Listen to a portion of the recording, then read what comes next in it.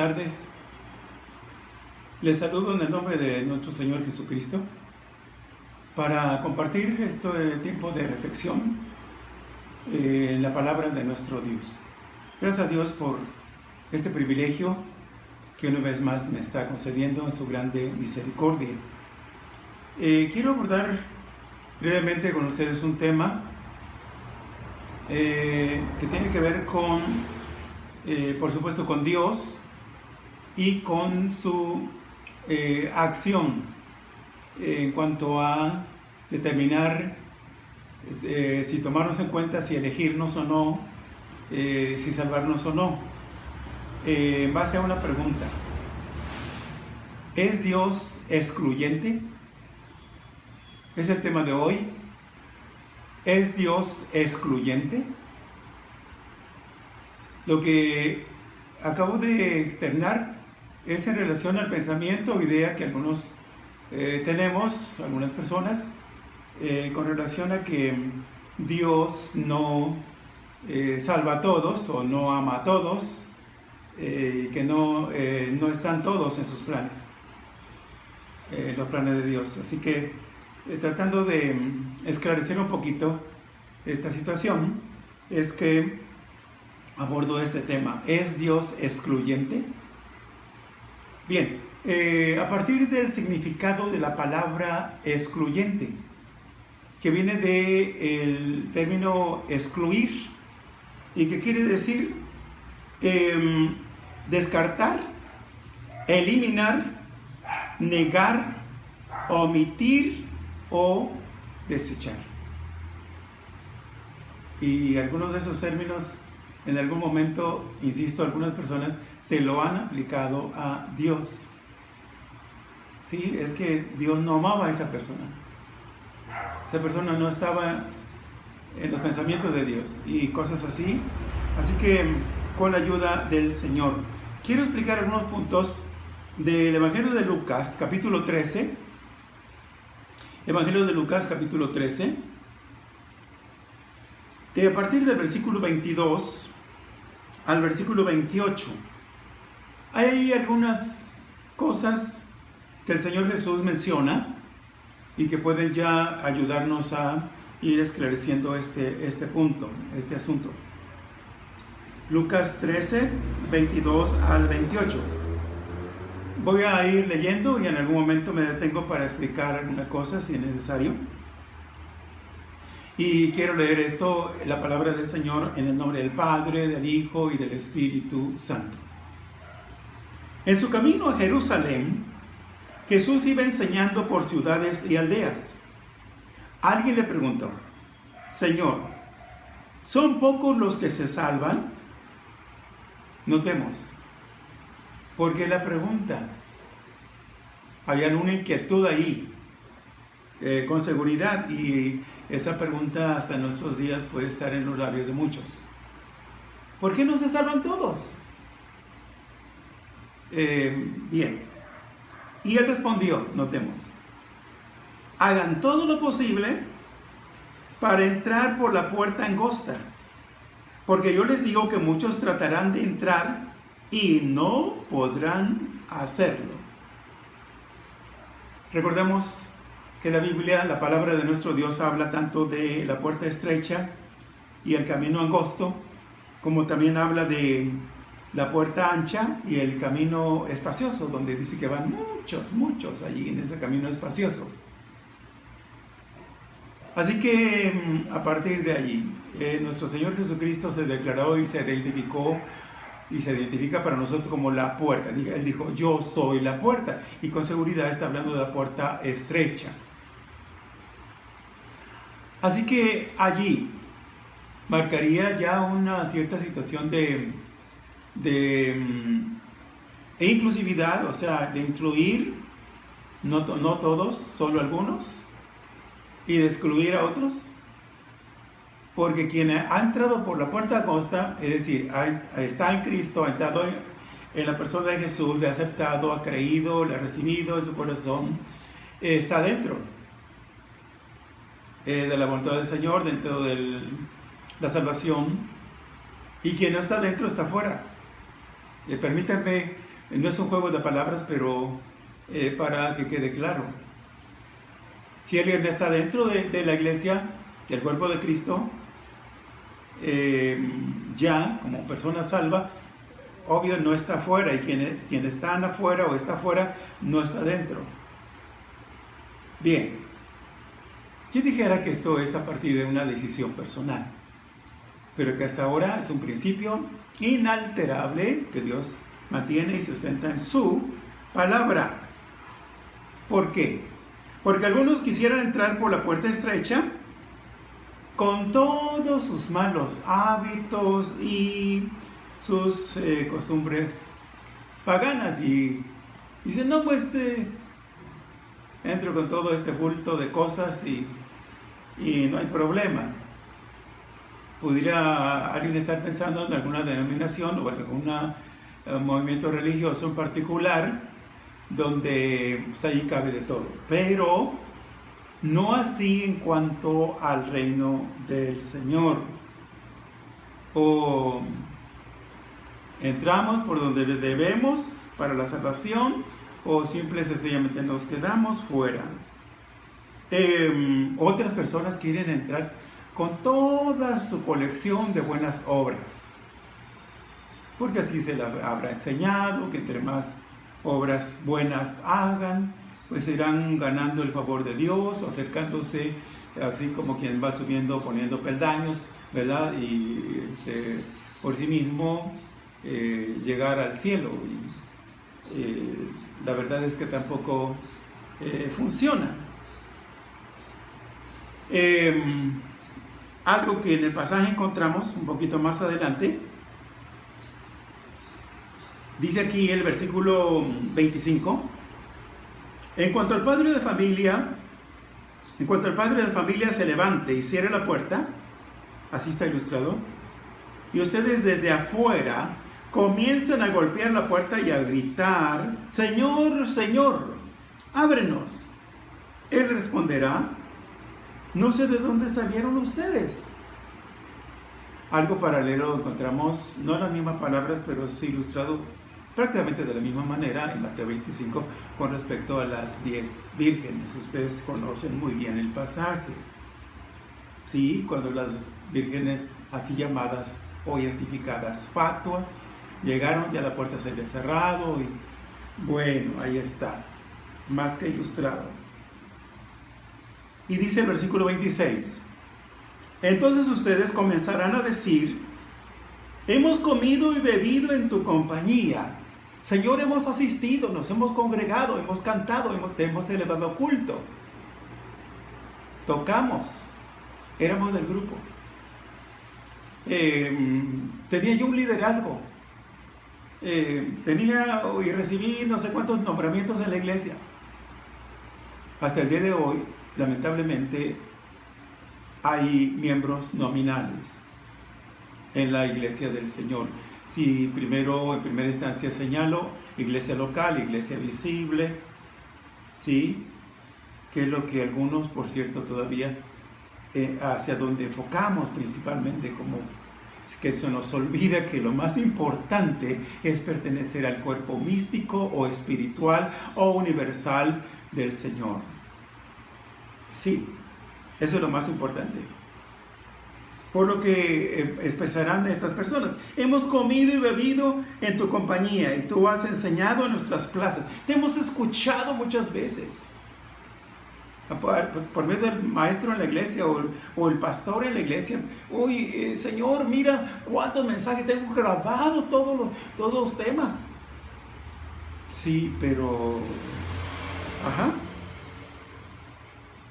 Dice, pero él responderá, versículo 27, no sé de dónde salieron ustedes. Apártense de mí todos ustedes, hacedores de injusticia. Es lo que dice ahí. Así que qué bueno que nos concienticemos y que a la luz de la palabra veamos estas realidades para que no haya sorpresas. Bien, insistiendo ahí porque ya lo hemos señalado y cuántas veces se hace mención de la gran tragedia ocurrida en el Edén, en el paraíso, donde Dios instaló al primer hombre, a la primera mujer, a Adán y a Eva, y todo lo que ocurrió en ese trágico capítulo 3 de Génesis, donde encontramos escrito, ¿verdad?, que después de todo lo que Dios, con lo cual había rodeado y puesto a disposición del hombre, le incluyó una condición, ¿verdad?, en cuanto a que estaba prohibido del todo comer del fruto del árbol del conocimiento del bien y del mal, cosa que finalmente ambos hicieron. Así que cuando el pecado entró en el corazón del hombre, el hombre no solo, y con Adán pues todos, consecuentemente, no solo se alejó o nos alejamos de Dios. Adán entró en una enemistad abierta y declarada. Quizás de principio él no se dio cuenta, no se percató, no estuvo del todo consciente, pero luego habrá caído a la cuenta de que así fue. Alejado de Dios y en calidad de enemigos de Dios. El conocidísimo versículo de Romanos 3:23, que dice: por cuanto todos pecaron, están destituidos de la gloria de Dios. Pablo, cuando escribe a los romanos, dice que nosotros no pecamos a la manera de Adán. Sí, en Adán está identificado estrechamente el pecado original. Sí, pero a nosotros lo que más nos ha perjudicado en su momento, ya como resultado, como consecuencia de la condición pecaminosa, es el pecado actual, lo que hemos hecho de desagradable y malo delante de Dios por nuestra propia cuenta, por nuestra propia determinación. El pecado actual. Bien, porque ya he referido en algún momento que alguien me decía: allá que Adán pague lo que se comió, yo no tuve nada que ver, ni estuve allá, ni sé exactamente qué se comió. Allá que él pague lo que se comió. Ajá. Y digo, bueno, pues allá que Adán pague lo que se comió, pero tú debes contestarle a Dios y rendirle cuenta a Dios de lo que estás haciendo por ti mismo, de malo y pecaminoso delante de Él ahora mismo. Así que no hay escapatoria. En Isaías 53:6 dice, al menos en esta versión que estoy leyendo, dice: todos hemos perdido el rumbo como ovejas, y cada uno ha tomado su propio camino. Así es. Hay un solo camino para acercarnos a Dios, pero hay muchos caminos para pervertirnos y alejarnos de Él. Ante esta realidad, bueno, creo que ya hemos llegado, muchos de nosotros hemos llegado ya a esta conclusión y ya tenemos respuestas claras, definidas. Que ante esta realidad, nuestra condición pecaminosa delante de Dios, si Dios hubiera decidido no salvar a nadie, pudo haber sido. ¿Qué tendríamos que haberle reclamado, o reprochado, o exigido? Señor, a mí me tienes que salvar porque me tienes que salvar, es que yo soy diferente a los demás. ¿En qué podríamos ser diferentes, verdad? Todos hemos pecado. Bien, seguimos contestando la pregunta: ¿es Dios excluyente? Hay un pasaje, quiero que vayamos allí. Estamos en la carta a los Romanos. Romanos capítulo 9. Romanos capítulo 9, este es un pasaje teológicamente complejo, difícil, todavía para algunos de nosotros. Y yo sé que lo hemos leído, Y han surgido y surgirán todavía algunas preguntas, tratando de ver, bueno, como el mismo apóstol lo dice, bueno, ¿es acaso Dios injusto? ¿Es selectivo? ¿A este le cayó mal? ¿Este no le simpatiza? Dice, no, tú te vas por ahí. Ah, no, sí, tú me agradas, tú vete, sí, tú. Ajá, a ver, leyendo algunos versículos, al menos del capítulo 9 de Romanos, versículos 6 al 16.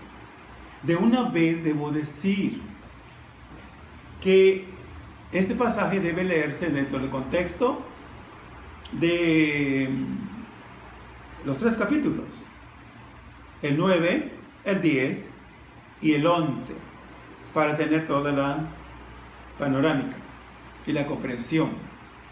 ¿Por qué? Porque la elección de la cual se habla aquí, antes de comenzar a leer, no es individual, es nacional. Dios está, de principio, allí está hablando y refiriéndose principalmente a 2 pueblos en este orden: el pueblo de Israel, la elección del pueblo de Israel, y en su momento, en su oportunidad, la inclusión del pueblo gentil, como ya tal ha ocurrido. Bien, pero leyendo ya ustedes me habrán ganado, ya irán más adelante. Romanos 9, versículo 6. Ahora bien, dice Pablo, no estoy diciendo que la palabra de Dios haya fallado, porque no todos los que descienden de Israel son israelitas. Ahí. Si queremos ir analizando algunas cosas, y es a nivel nacional, a nivel pueblo de Israel, dentro del mismo pueblo de Israel, Dios está considerando y señalando eso. ¿Sí? ¿Por qué? Porque ha habido históricamente miembros nominales también dentro del pueblo de Israel, quienes nada más cumpliendo, pensando cumplir y haciendo eso de los ritos. Voy a señalar concretamente a uno, la circuncisión. Dice, ya estoy dentro, ya. Fui circuncidado los 8 días, automáticamente pertenezco al pueblo de Israel. Pero si no está haciendo la voluntad del Señor, ¿verdad? A eso se refiere. Ni todos los descendientes de Abraham son verdaderamente sus hijos. Pues dice, tu descendencia vendrá por medio de Isaac. Aquí vamos comprendiendo. Abraham tuvo, aparte de Isaac, bueno, el primero fue Ismael. Pero Ismael no fue el hijo de la promesa y Abraham lo sabía. Sara, por cierto, también lo sabía. Aparte, Abraham tuvo otros hijos. A eso hace alusión aquí el apóstol Pablo. ¿Sí? Abraham tuvo más hijos, Ismael y otros. Pero el de la promesa, el elegido en ese orden para el establecimiento y la formación finalmente del pueblo de Israel, era Isaac. Bien. Esto significa, versículo 8, que los hijos de Dios no son los descendientes naturales, sino aquellos que son considerados descendientes según la promesa. Es decir, en la misma línea de Isaac, no, de ningún otro hijo de Abraham. Está claro. Dice la promesa, dice así: por ese tiempo vendré y Sara tendrá un hijo. Y no solo esto, también sucedió cuando Rebeca concibió de un solo hombre, de nuestro antepasado Isaac. Aunque sus hijos todavía no habían nacido ni habían hecho algo bueno o malo, y para confirmar que el propósito de Dios no está basado en las obras, sino en el que llama, notemos, Dios ejerce en su soberanía y aplica su voluntad. Lo ha hecho en la historia y lo seguirá haciendo hasta el día de hoy. Pero lo hace en base a ciertas bases y en base a ciertas razones. ¿Sí? Así que la elección para la formación del pueblo de Israel comenzó en la persona de Abraham, lo venimos citando, luego en su momento en Isaac, pero llegamos al punto aquí donde Jacob fue elegido en lugar de Esaú. Y no falta quien hasta este momento diga, oh, ahí sí Dios se ensañó con Esaú, pobrecito, y simpaticen con Esaú, y digan, oh, y si retrocedemos un poco, habrá quienes simpaticen con Caín, ¿verdad? Y digan, no, es que Dios no debió haber desechado a Caín. No quiero detenerme en el caso de Caín, pero sí quiero citar de Hebreos 12, para que recordemos cómo era Esaú. Hebreos 12, 16 y 17. ¿Qué características, qué tendencias tenía? ¿Cuál era su conducta, su forma de ser, su carácter? En fin. Dice Hebreos 12, 16. Que no haya entre ustedes ningún libertino, así dice esta versión, ni profano, como Esaú, que por una sola comida vendió su primogenitura. Ustedes saben que en ese tiempo, ser hijo primogénito era la más grande bendición que se podía haber mencionado. Sí, muchos privilegios, deberes, por supuesto responsabilidades. A falta del padre, el primogénito quedaba ahí como señor y dueño de toda su casa. Sí. Pero Esaú menospreció. Hasta el día de hoy, cito, abro un paréntesis ahí, para que tengamos cuidado, ¿verdad?, de no canjear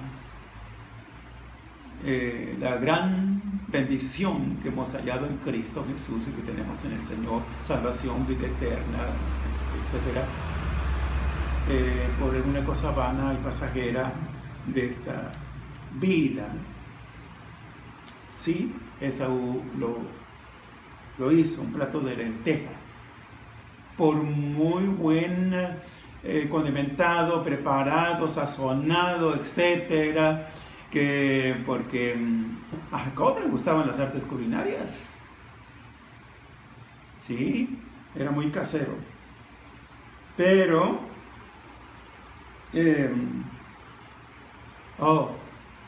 no es que allí manejó ventaja, actuó con ventaja Jacob.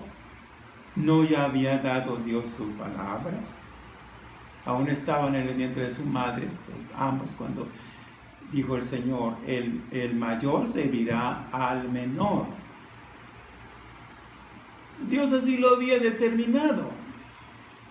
Sí, hasta aquí estamos viendo en cuanto a la fundación, el establecimiento del pueblo de Israel, de una nación, el pueblo de Dios, pueblo de Israel. El 17. Dice, ya ustedes saben que después, aunque deseaba heredar la bendición, fue rechazado y no tuvo ya la oportunidad de arrepentirse, aun cuando con lágrimas buscó la bendición. Sí, es allí donde debamos incluir,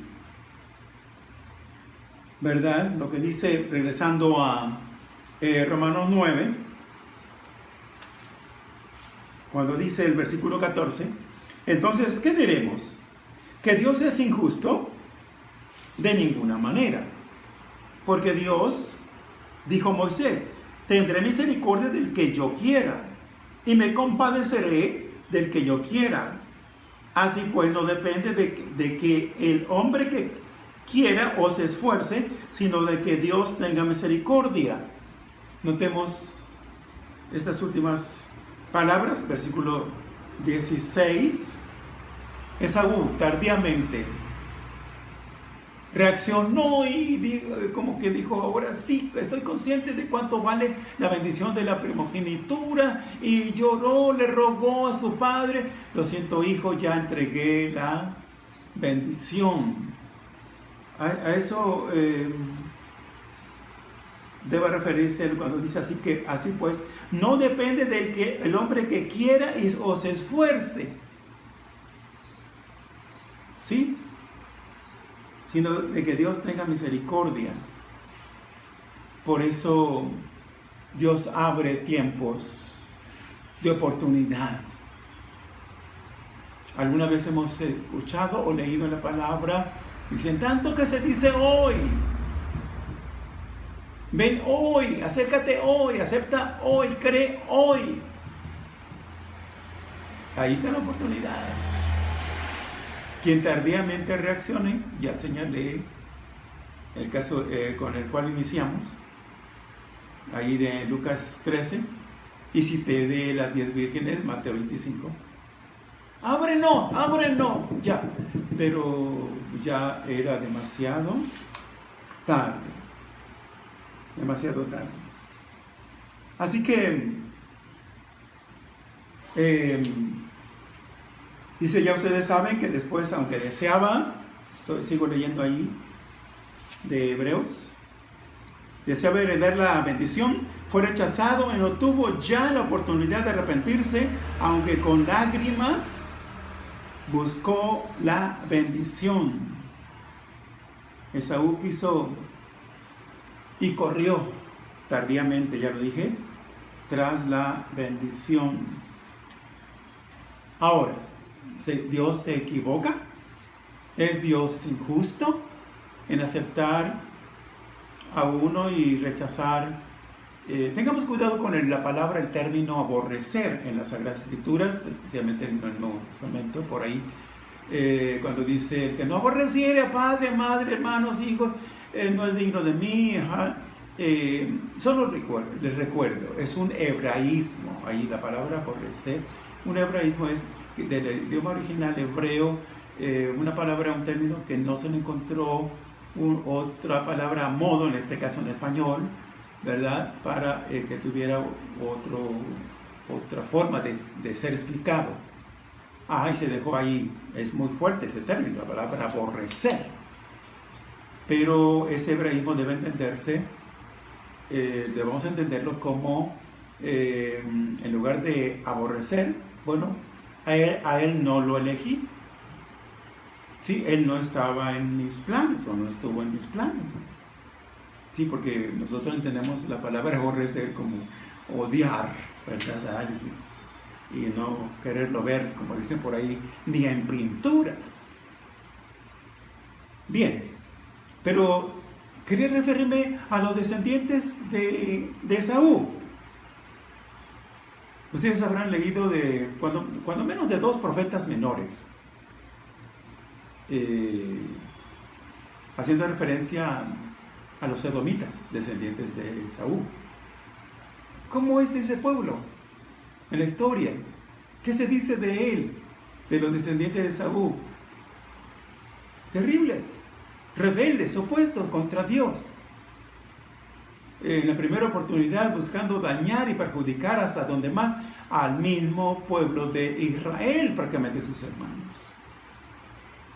Pero bueno, reflexionemos allí. ¿Dios iba a escoger un pueblo así? Bueno, bien. Ahora, debo decir también que Dios invita a todo. En cuanto a la salvación, porque el tema, ¿cuál es nuestro tema? Porque no se nos olvida, ¿es Dios excluyente? No. Miren, pasajes muy familiares, muy conocidos. Cito de Isaías, capítulo 55, versículos muy conocidos. A Isaías, ustedes saben, se le conoce como el profeta evangélico. Y tan solo de este capítulo 55, versículos más, versículos menos, encontramos hasta un tema evangelístico. Sí, un tema evangelístico bien definido. Versículos 1 y 3, Isaías 55. Todos ustedes, los que tienen sed, vengan a las aguas. Y ustedes, los que no tienen dinero, veamos el lenguaje figurado y todo lo que pudiera aplicarse, porque la salvación es por gracia, la salvación es por fe. Sí. Vengan y compren y coman. Vengan, compren vino y leche sin que tengan que pagar con dinero. Versículo 3. Quienes escuchan esa voz, esa invitación general, les dice, inclinen su oído. Y ahí está la condición. Y vengan a mí, escuchen y vivirán. Yo haré con ustedes un pacto eterno, que es el de mi invariable misericordia por David. Bien, ahí está. Incluida, en primera instancia, si me permiten, para los descarriados del pueblo de Israel. Sí, pero ya para todos, tanto israelitas como gentiles, para toda la humanidad, versículo 6, y veamos el señalamiento tan importante que apela a la voluntad nuestra, a lo que tengamos que decidir, para bien o para mal, en sí o no, de aceptar o rechazar. Dice, busquen al Señor. Eso de buscar es una acción, es un moverse, es un actuar. Busquen al Señor mientras puede ser hallado, llámenlo mientras se encuentre cerca. Que dejen los impíos su camino, eso es conversión. Y los malvados sus malos pensamientos, que se vuelvan al Señor. Ahí está la conversión. Contrición, confesión de pecados, arrepentimiento, conversión. ¿Hemos señalado esos 4 puntos? Sí. La regeneración ya le corresponde efectuarla al Señor en nuestras vidas. Que se vuelvan al Señor, nuestro Dios, y Él tenga misericordia, y Él tendrá, dice, misericordia de ellos, pues Él sabe perdonar con generosidad. Ahí está. ¡Qué apertura! ¡Qué amplitud! ¿Alguien lo puede dudar? No. Ahora, un pasaje muy familiar. También, Mateo 11. Todo lo hemos visto. Mateo 11. ¿Sí? Dice allí, los versículos 28 al 30. Vengan a mí, todos ustedes, los agotados de tanto trabajar, los cansados, los agotados, los que se dan cuenta que no pueden con la carga que llevan, con su propia situación, sus propios problemas, y que dicen, necesito ayuda. ¿A quién debo acudir? Bueno, al Señor. Ahí está. Dice el Señor que yo los haré descansar. Lleven el yugo sobre ustedes y aprendan de mí. Aquí lo señalado en el versículo 29, ustedes saben, implica, aquí están contenidos en esencia de manera sintetizada las condiciones para el discipulado, para el verdadero compromiso con el Señor. Sí. Cosa que algunos dicen, no puedo, es duro, está difícil. Nadie dijo que el camino del Señor era fácil. Sí, lleven el yugo sobre ustedes y aprendan de mí, que soy manso y humilde de corazón, y hallarán descanso para su alma, porque mi yugo es fácil y mi carga es liviana. Es decir, lo que iban cargando como pecadores en el mundo, cuánta cosa, transgresiones, maldades, pecados, ofensas y cuánta cosa. Esa carga no se parece en nada, ¿verdad?, con la responsabilidad que ya en el Señor Él pone. sobre nosotros para que respondamos para bien, en obediencia a Él. Bien, agrego todavía por allí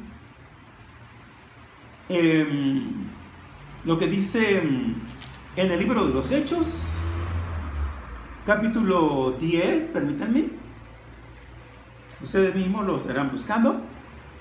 Hechos 10, 34 y 35. ¿Hay algo semejante aquí? Sí. En el informe, por así decirlo, que Pedro en su momento, antes de eso, ¿verdad? Pudo haber rendido y rindió ante los otros apóstoles. Notemos, dice, entonces Pedro empezó a hablar y dijo: en verdad comprendo ahora que Dios no hace acepción de personas. ¿Cómo suena eso a nuestros oídos? ¿Alguien lo estará escuchando por primera vez? Dios no hace acepción de personas, sino que a Él le agrada todo aquel que le teme y hace justicia, sea de la nación que sea. Notemos, sea de la nación que sea. Y añado todavía, primera carta a Timoteo, capítulo 2, versículos 4 al 6. El cual quiere que todos los hombres sean salvos y lleguen a conocer la verdad. No hay más que una sola verdad, la verdad de Dios. El Señor es la verdad, su palabra es verdad. Porque hay un solo Dios y un solo mediador entre Dios y los hombres, que es Jesucristo, hombre. Estos son señalamientos y condiciones que el Señor está ya de por sí estableciendo y que son invariables. Sí, no se mueven, no se cambian, porque hay un solo Dios. La religión monoteísta es la auténtica. Y un solo mediador entre Dios y los hombres, que es Jesucristo, hombre. Así que cualquier otra forma de pensar o de creer o de profesar debe ser cambiada, dejada, y tomar esto que dice la palabra de Dios.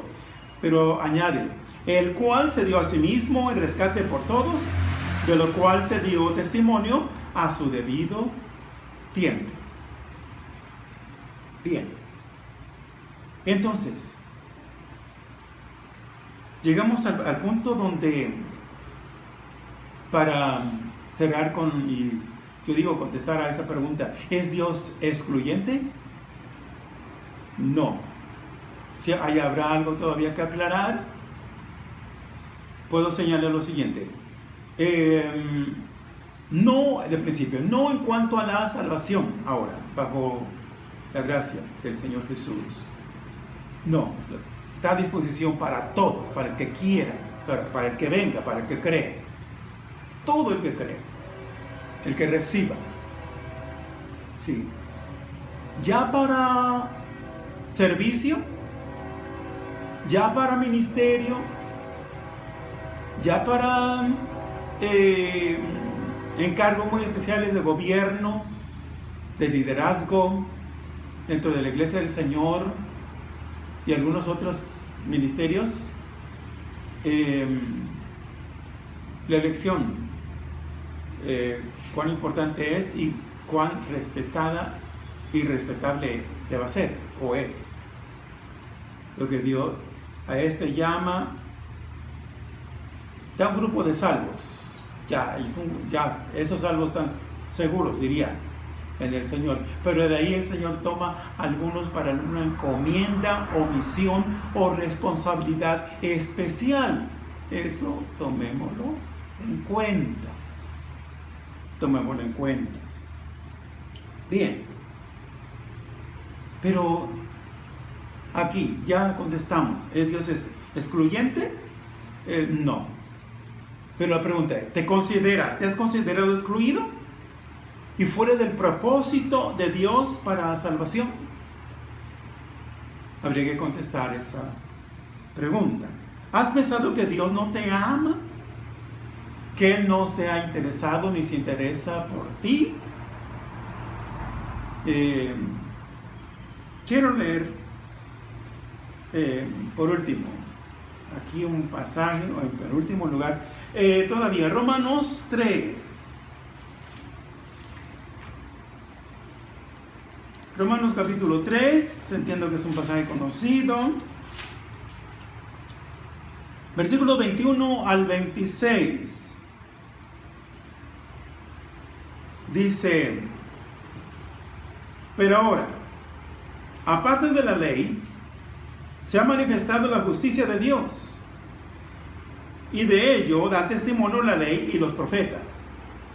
La justicia de Dios por medio de la fe en Jesucristo es para todos los que creen en Él. ¿Notamos? Para todos los que creen en Él, pues no hay diferencia alguna. ¿Sí? El Señor quiere salvar a todos, ya lo leímos. Pero al parecer, no todos quieren ser salvos. Me refiero por la falta de decisión. Por cuanto todos pecaron y están destituidos de la gloria de Dios. Versículo 24. Pero son justificados gratuitamente por su gracia. Antes ha señalado que no es por las obras. Mediante la redención que proveyó Cristo Jesús, a quien Dios puso como sacrificio de expiación por medio de la fe. Notemos eso. Por medio de la fe, por medio del creer en su sangre, en su obra redentora. Esto lo hizo Dios para manifestar su justicia, pues en su paciencia ha pasado por alto los pecados pasados. Esto es lo que el Señor quiere hacer. Versículo 26, para manifestar su justicia en este tiempo, a fin de que Él sea el justo y al mismo tiempo el que justifica, y por si fuera poco, todavía está incluido al final, y el que justifica al que tiene la fe en Jesús. Así, ¿por qué tendrías que sentirte excluido? ¿Por qué tendrías que tener esa sensación o impresión de que Dios no te ama? De que Dios no se interesa por tu vida, de que Él murió por todos menos por ti. Desecha esas ideas o esos pensamientos. Ya estamos leyendo y viendo esto allí a la luz de la palabra del Señor. Sí. Cerrando ya dentro de esta exposición, la pregunta también es: ¿has sido elegido? No solo para salvación, sino para servicio. Considérate bendecido, privilegiado de parte del Señor. Y es aquí donde pesa y descansa sobre quienes, aparte de la salvación, el Señor nos ha dado algún encargo, pues no diría especial, pero sí algún encargo en cuanto a ministerio, en cuanto a servicio, que pesa sobre nosotros una grande y especial responsabilidad. Sí.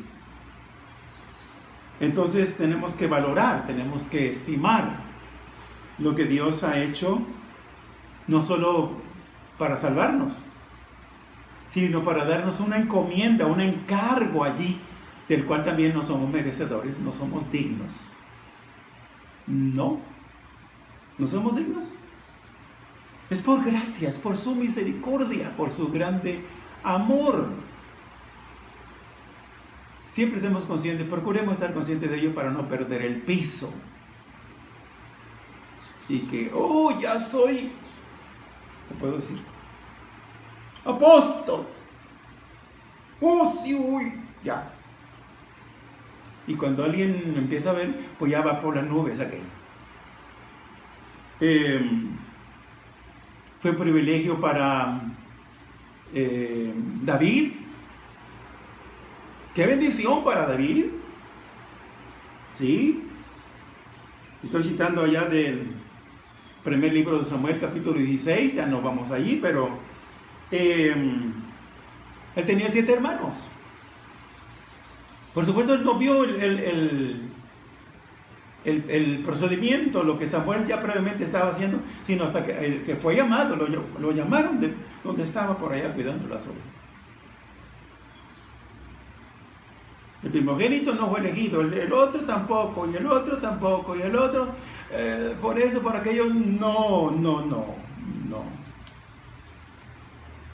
Sí, ahora, que quede claro, por último ya, tanto Isaí como sus hijos estaban, así quiero decirlo, en la voluntad del Señor, estaban sirviendo a Dios, o pertenecían al pueblo de Dios. Veamos, eso es intocable. Pero Dios llamó a David con una misión muy especial. Dije, no voy allí, pero por cuanto hay un versículo, a ver, 1 Samuel 16, 7, ya estoy concluyendo, dice, después de que Samuel dijo, este es el ungido de Dios. El Señor le dijo, no te dejes llevar por su apariencia, ni por su estatura, porque este no es mi elegido. Yo soy el Señor y veo más allá de lo que el hombre ve. ¿Notamos? ¿Cuántas elecciones, proposiciones, elecciones, en fin, en la iglesia, en alguna iglesia, se dan solo por simple simpatía? Bueno, el hombre mira lo que está delante de sus ojos, pero ¿qué dice el Señor? Pero yo miro el corazón. Yo miro el corazón. Ahí está. Así que hay una situación bastante fuerte y delicada. Y que no nos explicamos a veces. Cito muy rápido el caso de Judas Iscariote. El Señor lo llamó, el Señor le dio ministerio, y no tenemos detalle de cuántas cosas haya visto y aún hecho, ejercido Judas Iscariote, hasta resucitar a algún muerto, sanar a algún enfermo. Fue enviado. ¿Le habrá dado Dios en algún momento algún ministerio a alguien, a sabiendas, a pesar de conocer su corazón que no es recto delante de Él?